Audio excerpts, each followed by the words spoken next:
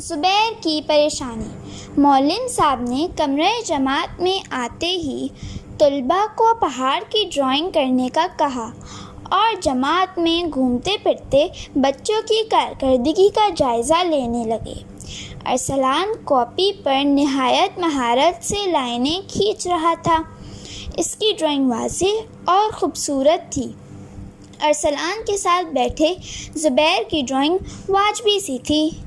اس نے تھوڑی سی ڈرائنگ کر کے ارسلان کی کاپی پر نگاہ ڈالی تو اس کا منہ بن گیا۔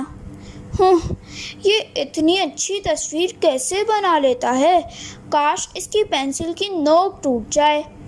ایک گندی سی خواہش اس کے دل میں ابھری تھی۔ سب بچے تصویر بنا چکے تو معلم صاحب نے تصویر کے ساتھ علامہ اقبال کی نظم ایک پہاڑ اور گلہری لکھنے کے لیے دے دی۔ بچے ایک بار پھر مصروف ہو گئے۔ زبیر بھی لکھنے میں مشغول ہو گیا، لیکن تھوڑی ہی دیر بعد اپنی عادت سے مجبور ہو کر اس نے سامنے بیٹھے واصف کی کاپی دیکھی۔ اس کا خط کیا ہی خوب تھا۔ زبیر کو اپنا آپ بہت کمتر محسوس ہوا۔ نہ میرا خط اچھا ہے، نہ ڈرائنگ۔ اس کا دل گھٹن سے بھر گیا۔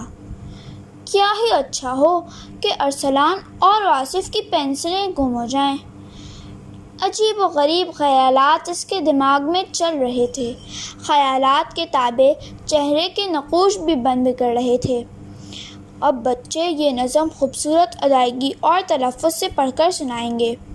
زبیر کا چہرہ یکدم خوشی سے کھل اٹھا۔ سب جانتے تھے کہ اس سے اچھا نظمیں پڑھنے والا جماعت میں کوئی اور نہیں تھا۔ معلم صاحب نے کلاس کے اختتام پر نتائج بورڈ پر لکھے۔ ڈرائنگ اول پوزیشن ارسلان احمد، لکھائی اول پوزیشن واصف خان، تحت اللفظ اول پوزیشن محمد زبیر۔ معلم صاحب جو اپنے طلباء کی علمی اور شخصی خوبیوں اور خامیوں کے نبض شناس تھے، کہنے لگے، اللہ پاک نے یہ دنیا رنگا رنگ پیدا کی ہے۔ ہر کسی کو مختلف صلاحیتوں، ماحول اور نعمتوں سے نوازا ہے۔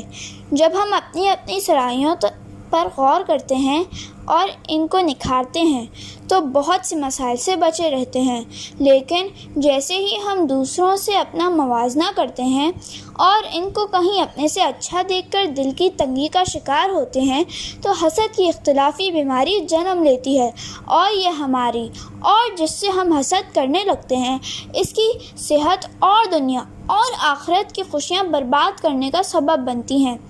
اسی لیے ہمارے پیارے نبی خاتم النبیین حضرت محمد صلی اللہ علیہ وآلہ وسلم نے فرمایا، لا تحاسدوا، حسد نہ کرو۔ اسی لیے پیارے بچوں، اپنا موازنہ صرف خود سے کرتے ہوئے ہر دن خود کو بہتر بنائیں تاکہ آپ کے دل میں کسی کے خلاف حسد پیدا نہ ہو، اور اللہ کے ذکر کو اپنے معمول کا حصہ بنائیں تاکہ کسی کا حسد آپ کا کچھ نہ بگاڑ پائے۔ معلم صاحب نے بات مکمل کر کے مسکرائے۔ طلباء بھی مسکرا دیے۔